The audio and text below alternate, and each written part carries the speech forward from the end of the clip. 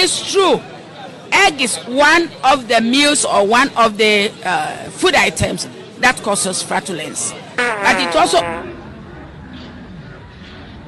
also helps. And that part of prescription is this form. In other words, anything for taxable purposes or for credit purpose cannot be done by any party with the IRS. Do you know these big corporations claim you as a tax credit by using double entry bookkeeping? I repeat, these big corporations, whether it's at work, for loan, for car, think of whatever people do in their life that's part of these boxes here. See, these people put these specific things here not by accident. It is not a coincidence that they itemize these in the box. They even put others here to specify it in case it's not there, even though it entails most activity in people's life. Because say, for instance, you apply for a job. The moment you apply for the job, you're an employee. An employee is no different than a member of that entity. You might not be the CEO. You might not be the CFO. You might not be the COO, but you're a member nonetheless. No different like you're a member of the church and the pastor is taking benefit based on each head of the member. If it's a 501c3 and the members are clueless about it, complaining is not enough. Competence must merge with it. Otherwise, the one that you're complaining about will take more advantage of you, because someone screwing you over would want to keep hearing you complain. It feeds them. It fuels them. It affirms the fact that they are strong. There's one more thing you can add to your arsenal. One more item you can add to your suit. One more item you can add to your private notice. And in some cases, if you want to get that thing removed from your credit report, or if you really want to force their hands in any type of suit that you're actively having, one of your claims can be what I'm about to show you.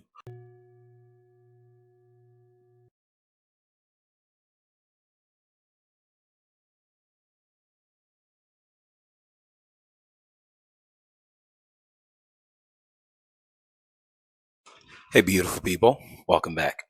Within the one-on-one course, I showed exactly what form you actually use to basically snitch to the IRS, not 3949, when it comes to a debt that's been canceled in the back end of a corporation books, but is still being charged on your credit, or you're still receiving letters saying, hey, you still owe us, despite having sold it to third parties.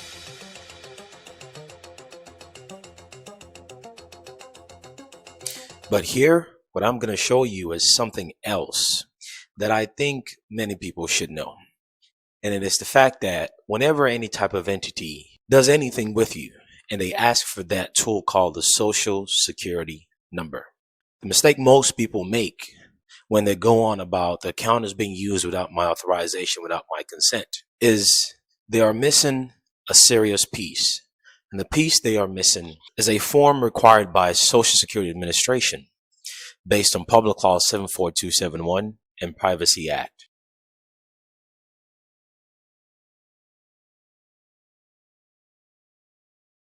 Which is in 5 USC. This is codified in 42 USC 1306. In short, the little known fact is that before anyone, I repeat, before anyone can utilize that thing called the Social Security number attached to the fill in the blank of what the name of the ligas is, were you aware that they are always supposed to fill out an authorization form? Let me give you an instance.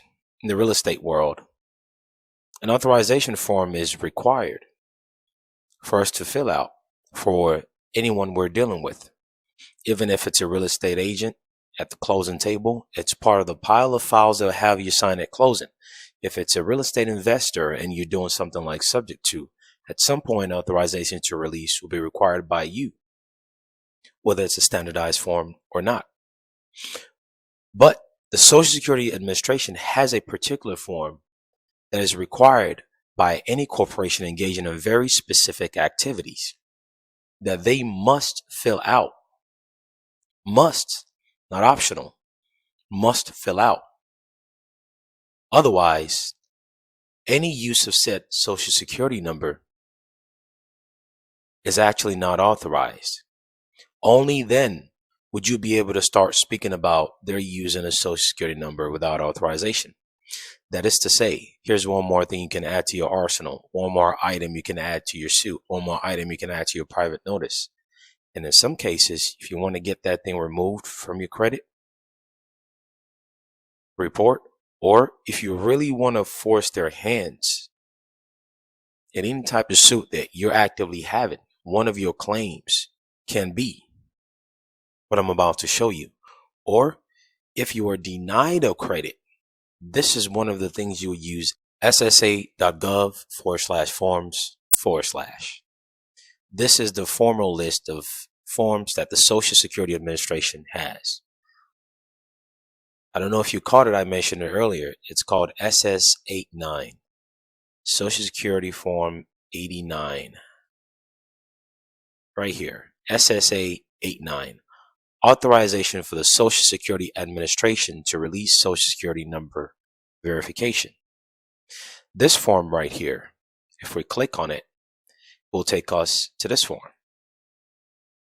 Discontinue prior editions, meaning the only edition that can be used of this form is the one created April 2023 onward, until a new version is created and the prior ones are discontinued. Whenever forms like these are created where it gives you a plain notice on its face that prior editions are discontinued, it's always a privacy related form. Very, very important. And of course, they all have omnibus numbers. I've explained the significance of this in other videos. This form does two specific things. It allows the authorization of the use of the Social Security number by the Social Security Administration. If you look into the back of that form called the Social Security, it would always have a thing where it tells you this is a property of the Social Security Administration. If it is missing, return it back to Social Security Administration. Because if that Social Security number that's placed on that card is not a property of this agency of the United States called the Social Security Administration, it would not be told to you to return it to them. You only return an item to its owner. If it's lost or missing and later found by someone who is not the owner, you return it to its owner. If that ins legis was you, the assumed owner, then they will tell you, hey, since this man or woman put this address or their parents put this address in the form to get the Social Security number, then return it to this address, which will be whatever was placed in the form when the Social Security number was applied for. But no, they don't do that. They put the address of the Social Security Administration. Let me show you this notice right here. And if we zoom it in 400%, it tells you, keep this card. It shows account number used in keeping records of your Social Security benefits right under federal and state law. Keep a record of this number as you might lose the card. Now, the account number itself, as you should know at this point, it's just a number that you sharecrop. And we'll be getting to that later.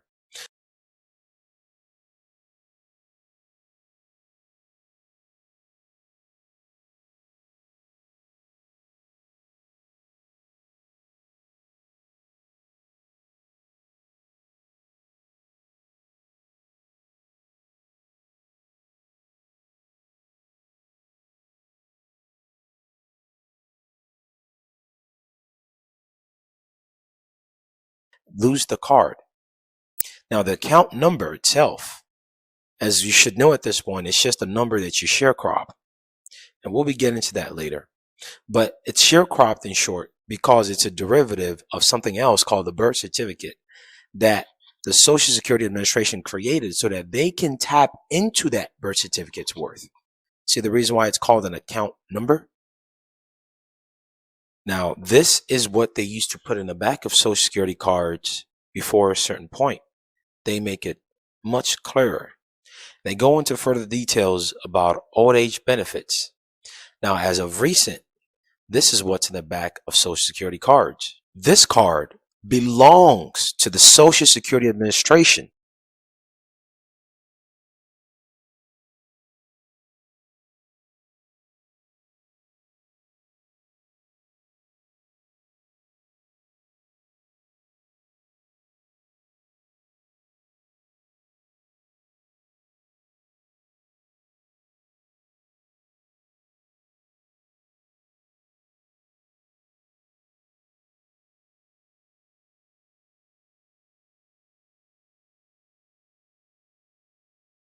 They're letting you know who owns it.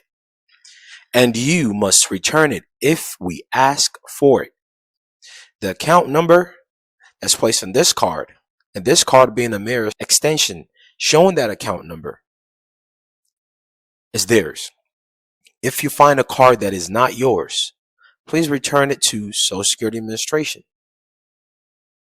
They're not saying if you find a card that it's not the name of the one on this instrument. They're not saying if you found a card that is not the account holder. They use a very vague term. If you find a card that is not yours, meaning you, the one holding it, is not the same as the one they're referencing on the card. But you can still use it nonetheless because you're sharecropping it.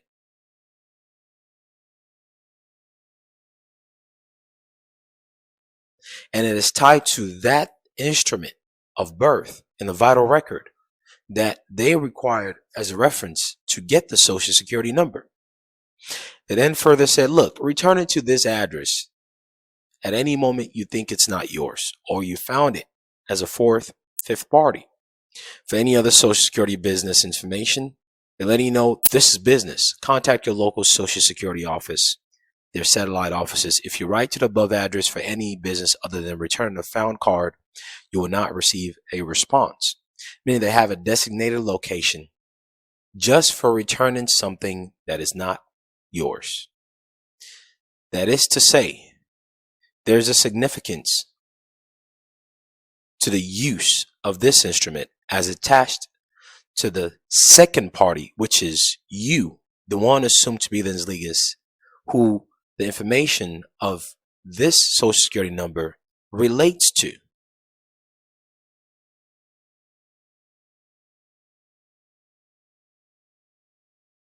Don't get it twisted. It merely relates to you. It's not you.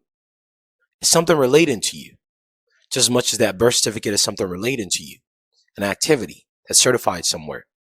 And this is an extension of the monetization of it by third parties who create their own accounts and allow you to sharecrop it to basically allow other corporations to take from it.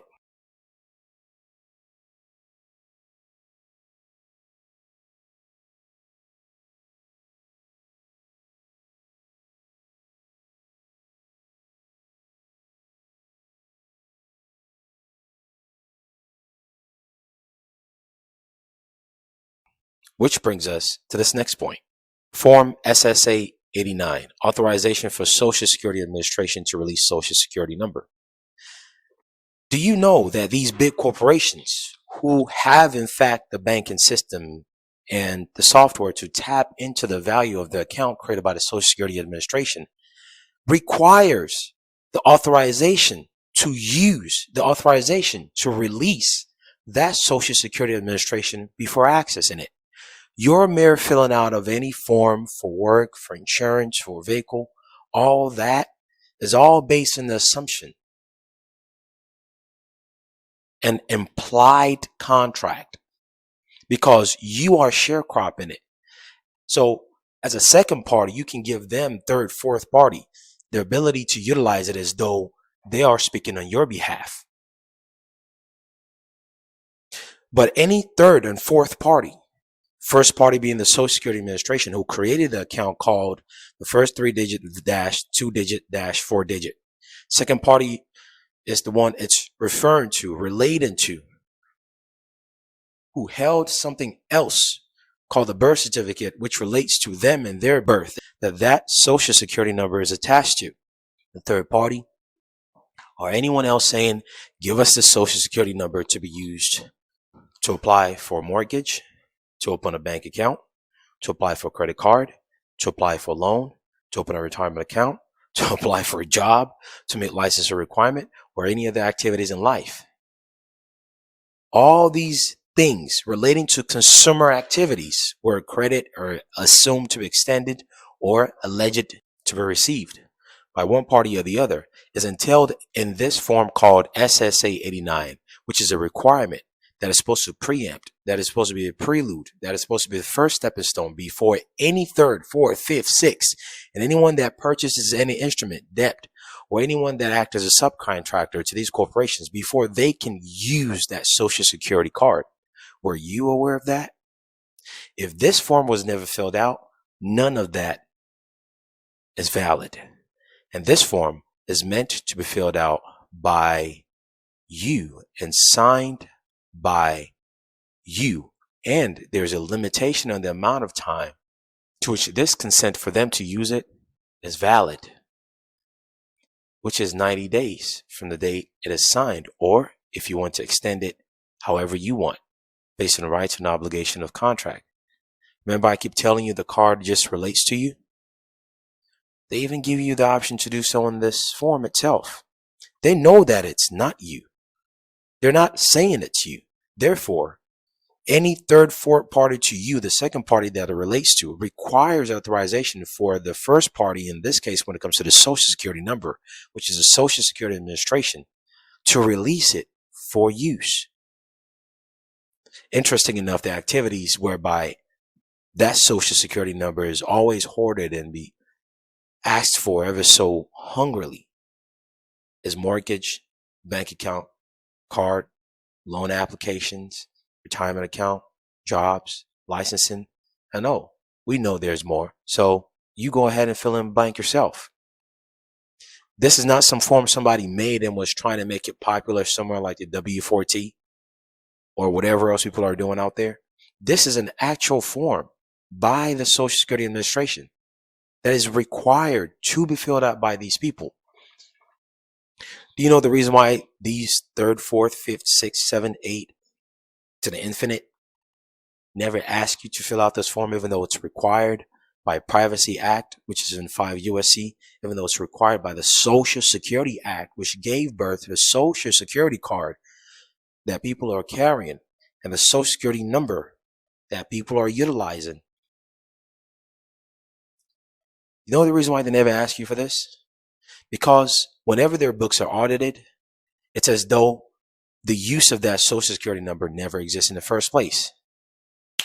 That's the key right there. When people say they're using your thing and it's bank fraud, but it doesn't exist a bank fraud in their books because you never gave them authorization to release it. Therefore, it's as though they're not even using it.